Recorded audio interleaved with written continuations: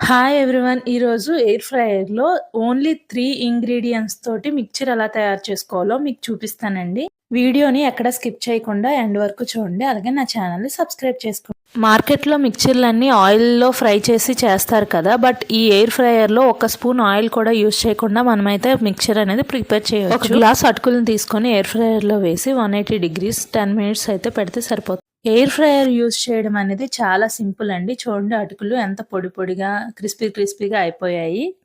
ఇప్పుడు నెక్స్ట్ ఏమో సేమ్ అదే దాంట్లోని పల్లీలు కూడా యాడ్ చేసుకొని టైం అనేది సెట్ చేసుకుంటే సరిపోతుంది. పల్లీలకి 5 మినిట్స్ పెడితే సరిపోతుంది 180 డిగ్రీస్‌లో.